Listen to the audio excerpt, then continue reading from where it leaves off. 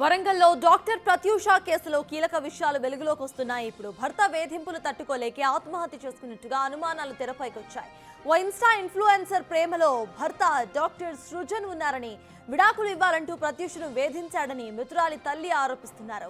భర్త వేధింపులు తట్టుకోలేకే ప్రత్యూష ఆత్మహత్య చేసుకున్నారని చెబుతున్నారు. ప్రస్తుతం మృతురాలి భర్తను అదుపులోకి తీసుకొని పోలీసులు విచారణ చేస్తున్నారు.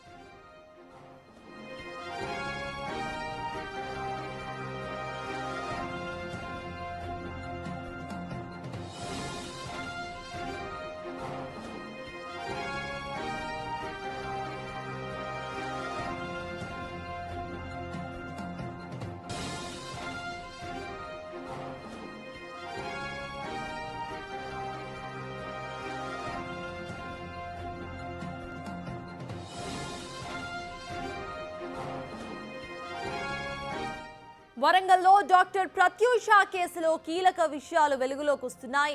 భర్త వేధింపులు తట్టుకోలేకే ఆత్మహత్య చేసుకున్నట్టుగా అనుమానాలు తెరపైకి వచ్చాయి. ఓ ఇన్స్టా ఇన్ఫ్లుయెన్సర్ ప్రేమలో భర్త డాక్టర్ సృజన్ ఉన్నారని, విడాకులు ఇవ్వాలంటూ ప్రత్యూషను వేధించాడని మృతురాలి తల్లి ఆరోపిస్తున్నారు. భర్త వేధింపులు తట్టుకోలేకే ప్రత్యూష ఆత్మహత్య చేసుకున్నారని చెబుతున్నారు. ప్రస్తుతం మృతురాలి భర్తను అదుపులోకి తీసుకొని పోలీసులు విచారణ చేస్తున్నారు.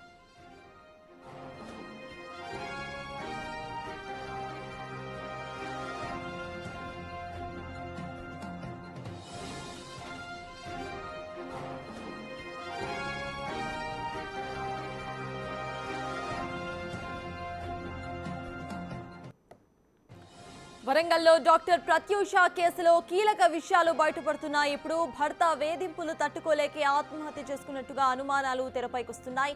ఓ ఇన్స్టా ఇన్ఫ్లుయెన్సర్తో ప్రేమలో ఉన్నట్టుగా తన భర్త డాక్టర్ సృజన్ ప్రేమలో ఉన్నారని, విడాకులు ఇవ్వాలంటూ ప్రత్యూషను వేధించేవాడని మృతురాలి తల్లి ఆరోపిస్తున్నారు. భర్త వేధింపులు తట్టుకోలేకే ప్రత్యూష ఆత్మహత్య చేసుకుందని చెబుతున్నారు. ప్రస్తుతం మృతురాలి భర్తను అదుపులోకి తీసుకొని పోలీసులు విచారణ చేస్తున్నారు.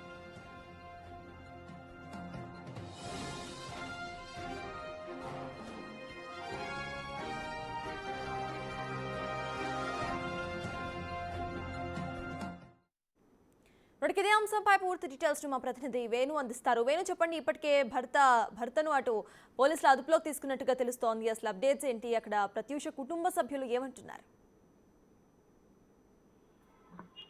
మొత్తంగా ఈ కేసులో ఇప్పటి వరకు నలుగురిని పోలీసులు అదుపులోకి తీసుకొని ప్రస్తుతం రహస్యంగా విచారణ జరుపుతున్నారు. అయితే ఈ నలుగురిపై వేధింపుల చట్టము, criminal intimidation, dowry prohibition act, అదేవిధంగా సూసైడ్ ప్రోత్సహించడం సెక్షన్, మొత్తంగా 5 సెక్షన్ల కింద అయితే కేసులు నమోదు చేశారు. ఇందులో ప్రధానంగా పాత్ర ఉన్నటువంటి ఆ ఇన్స్టా ఇన్ఫ్లుయెన్సర్ బుట్టబొమ్మ 17 పేరుతో ఉన్నటువంటి శృతి అనేటువంటి యువతిని కూడా పోలీసులు అదుపులోకి తీసుకొని గత 8 నెలల నుంచి కూడా తాను పరిచయం అయినప్పటి నుంచి ఏ విధమైనటువంటి ఇద్దరి మధ్య కమ్యూనికేషన్ జరిగింది, వీళ్ళ మధ్య జరిగిన మెసేజ్లు, అదేవిధంగా గత కొద్ది రోజుల క్రితము ఈ మృతురాలు ప్రత్యూష ఈ శృతికి కూడా ఫోన్ చేసినట్లు కూడా తన తల్లి ఫిర్యాదులో పేర్కొంది. దీన్ని బట్టి ప్రత్యూష కూడా తనను భయపెట్టించడము, బెదిరించడంతోనే తాను పూర్తిగా ఇక తనకు దూరం అవుతాననేటువంటి బాధతోనే మనోవేదంతో సూసైడ్ చేసుకుందని భావిస్తున్న పోలీసులు అసలు శృతి పాత్రపై లోతుగా విచారణ అయితే జరుపుతున్నారు. ఇప్పటికే సృజన్ కు సంబంధించి గత 2017లో పెళ్లైనప్పటి నుంచి కూడా దాదాపు 4 సంవత్సరాలు ఎటువంటి ఇబ్బంది లేకుండా ఉన్నా ఆ తర్వాత వేధింపులు మొదలయ్యాయన్నట్టు కూడా తెలుస్తుంది. అయితే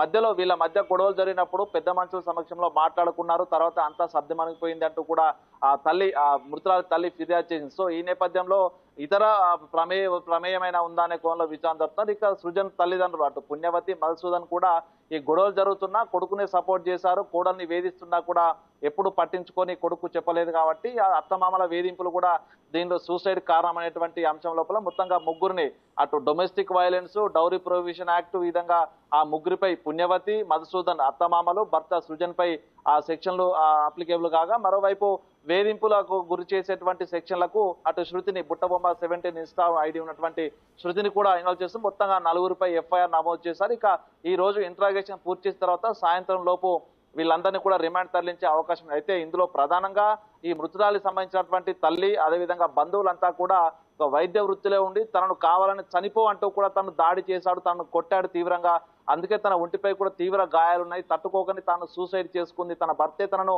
చంపే అవకాశం ఉంది, అది చంపే అవకాశం ఇవ్వకుండా నేనే చేస్తానంటూ కూడా చనిపోయింది, అంత మనోవేదన అనుభవించింది కాబట్టి తను క్రూయల్ గా హింసించినటువంటి భర్త సృజన్ డిగ్రీ పట్టాను రద్దు చేయాలి, తనను కఠినంగా శిక్షించాలంటూ కూడా తన తల్లితో పాటు తన బంధువులు టీఎన్జిఓస్ యూనియన్ సంఘాల నేతలు కూడా నిన్న ధర్నా కూడా నిర్వహించారు. సో ఈ రోజున కనుక వాళ్ళందరినీ రిమాండ్ తరలించకపోతే స్టేషన్ వద్ద కూడా ధర్నా నిరసన దిగుతామంటూ కూడా ఉద్యోగ సంఘాలు కూడా హెచ్చరిస్తున్న పరిస్థితి. మొత్తానికి ఈ ఘటన లోపల శృతి పాత్ర సుజన్ పాత్ర కీలకం కాబట్టి అసలు వీళ్ళిద్దరిని మాకు అప్పచెప్పని అంటూ కూడా ఓవైపు చనిపోయినటువంటి ప్రత్యక్ష బంధువులు కొంత ఆగ్రహంగా ఉన్న పరిస్థితి. మొత్తంగా అందుకే ఈ విషయంలో ఆ నలుగురిని కూడా వేరు చోట్ల ఉంచి ఇంట్రాగేషన్ అయితే పోలీసులు చేస్తున్నారు. మొత్తానికి పూర్తి వివరాలన్నీ సెల్ ఫోన్ సంబంధించినటువంటి మెసేజ్లు, వాళ్ళ మధ్య జరిగినటువంటి కన్వర్జేషన్, అదేవిధంగా ప్రత్యూష చనిపోవడానికి కొన్ని గంటల ముందు శృతి కూడా ఫోన్ చేసి తన భర్తకు దూరంగా ఉండాలంటూ చెప్పినట్లా కూడా కొంత సమాచారం అందుతుంది. సో దీన్ని బట్టి చూస్తే చనిపోవడానికి ముందు సృజన్తోని అదేవిధంగా శృతితోని కూడా మాట్లాడినటువంటి సమాచారం ఉంది. సో దానికి సంబంధించి ఎవిడెన్స్ కూడా పోలీసులు సేకరించే పనిలో ఉన్నారు. మొత్తానికి ఈ రోజున రిమాండ్ కు తరలించే అవకాశం కనిపిస్తోంది. ఇక ఈ ఘటనకు సంబంధించి ఒక ఇన్స్టాలో వచ్చినటువంటి ఒక మహిళ మోజులో పడి భార్యనే చంపే విధంగా ప్రయత్నాలు చేయడము, తీవ్రంగా వేధించడం ఘటన అయితే పూర్తిగా వైద్య వర్గాలను కూడా కలకలం సృష్టిస్తుంది. ఈ రోజున ప్రత్యూష డెంటిస్ట్ గా పనిచేస్తుంది కాబట్టి తనకు సంబంధించినటువంటి మిత్రులంతా కూడా ఈ రోజున పోలీస్ స్టేషన్ కు వచ్చి దీనికి సంబంధించినటువంటి విషయం లోపల పోలీసుల ఎంక్వైరీకి సంబంధించి పూర్తి వివరాలను కూడా ఎంక్వైరీ చేసి ఒకవేళ పోలీసుల ఎంక్వైరీ కనుక సజావుగా లేకుంటే రోడ్డు ఎక్కుతామంటూ కూడా వాళ్ళు కూడా ఆగ్రహంగా ఉన్న పరిస్థితి. మొత్తానికి ఈ ఘటనలో పోలీసులు మరికొద్ది సేపట్లోనే పూర్తి పూర్వపరాల వివరాలను కూడా బయటపెట్టి రిమాండ్ కు ఈ నలుగురు తరలించే అవకాశం అయితే కనిపిస్తా ఉంది. అయితే వేణు ఈ డొమెస్టిక్ వైలెన్స్ అనేది అసలు ఎప్పటి నుండి జరుగుతోంది అంటూ కూడా తన కుటుంబ సభ్యులు ఆరోపిస్తున్నారు. At the same time doctor Srujan తన డాక్టర్ లైసెన్స్ కట్ అయ్యే అవకాశం ఉందనుకోవాలి. అంటే చెప్పలేము ఇప్పుడు, ఎందుకంటే ప్రస్తుతము abetment of suicide 108 BNS section అనేది 10 years ఇంప్రిజన్మెంట్ ఉంటుంది కాబట్టి ఒకవేళ అది కనుక ప్రూఫ్ అయితే తను 10 సంవత్సరాల కఠిన కారాగార శిక్ష కూడా విధించారు. సో అది కనుక జరిగితే తన డాక్టర్ పట్టా మీద కూడా వీళ్ళ ఐఎంఏ కూడా కంప్లైంట్ చేసే అవకాశం ఉంది. మరోవైపు ఇందులో ప్రధానమైనటువంటి పాత్ర తల్లిదండ్రులది. నిజంగా తన కుమారుడు కోడను వేస్తున్నాని చెప్పినప్పుడు కూడా తల్లిదండ్రులు పట్టించుకోకపోవడము, తనకు ఈ విషయాన్ని ఎవరైతే బాధితురాలు ప్రత్యూష యొక్క తల్లి దాదాపు తనకు ఎప్పుడు ఇబ్బంది జరిగినా ఎప్పుడు తన భర్త గొడవ పెట్టినా కూడా తన తల్లికి చెప్పుకునేది. తల్లి వెంటనే సృజన్ తల్లిదండ్రులకు ఫోన్ చేసి విషయం అంతా చెప్పేది. సో ఆ చెప్పిన సందర్భాల్లో వారైనా తన కొడుకు చెప్పుకుంటే ఇంతవరకు పరిస్థితి వచ్చేది కాదని తెలుస్తుంది. కాబట్టి పూర్తిగా క్రూయల్ మైండ్ అయితే సృజన్కు ఉందనేది ఇక్కడ ప్రస్ఫుటంగా కనిపిస్తుంది. దీనికి సంబంధించే డొమెస్టిక్ వైలెన్స్ గతంలో దాదాపు కోట్ల రూపాయల వీళ్ళకి పెళ్లి సందర్భంగా కట్నం ఇచ్చారు. ఆ తర్వాత మధ్యలో కూడా తను వేధిస్తున్నాడంటే కూడా మధ్యలో తన తల్లి కూడా కొంత కట్నం అప్పచెప్పిన తెలుసు. అంటే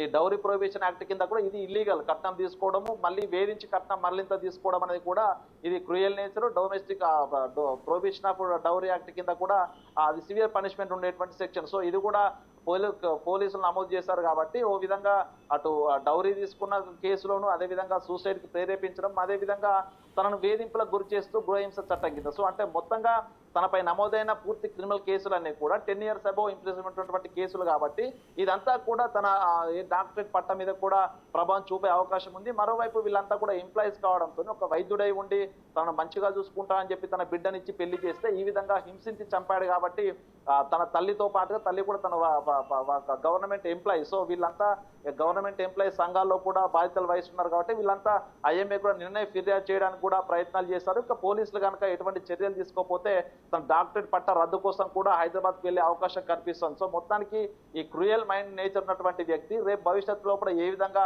పేషెంట్లకు సేవలు చేస్తారనేటువంటి ఒక వర్షన్ కూడా వినిపిస్తుంది కాబట్టి ప్రధానంగా ఐఎంఏకు ఫిర్యాదు చేయడము, అదేవిధంగా తన కఠిన శిక్ష పడే విధంగా ప్రయత్నం చేయడము, రెండు పోలీసులు చేస్తేనే తప్ప మేము ఎటువంటి నిరసన దిగమంటూ కూడా బంధువులు చెప్తున్నారు కాబట్టి సో ఓవరాల్ తన భవిష్యత్తుపై అదేవిధంగా తను ఇప్పుడు ప్రస్తుతం అబెట్మెంట్ ఆఫ్ సూసైడ్ కింద కూడా తను 10 years అబోవ్ శిక్ష అనుభవించే అవకాశం కనిపిస్తుంది. మొత్తానికి పోలీసులు ఇందులో ఏ విధమైనటువంటి ఎవిడెన్స్ కలెక్ట్ చేస్తారు, ఈ యొక్క వేధింపులకు సంబంధించినటువంటి రిపోర్ట్స్ వాళ్ళు కవర్ చేసుకునేటువంటి ఆ విట్నెస్లు అదేవిధంగా ఎవిడెన్స్ మీదనే పూర్తిగా కేసు ఆధారపడి ఉంటుంది కాబట్టి పోలీసుల చర్య ఏ విధంగా ఉండబోతుంది ప్రధానంగా ఈ కేసులో కీలకంగా ఉంది. Right, thank you Venu. మొత్తానికి వరంగల్ డాక్టర్ ప్రత్యూష కేసులో కొన్ని కీ డీటెయిల్స్ బయటకు వస్తున్నాయి. తన భర్తే సూసైడ్ చేసుకునేటట్టు ప్రేరేపించినట్టుగా ప్రత్యూష తల్లి ఆరోపిస్తున్నారు. అయితే భర్త వేరే యువతితో ప్రేమాయణం నడిపిస్తూ కూడా సూసైడ్ చేసుకునే విధంగా ప్రేరేపించినట్టు ప్రత్యూష తల్లి ఆరోపిస్తున్నారు.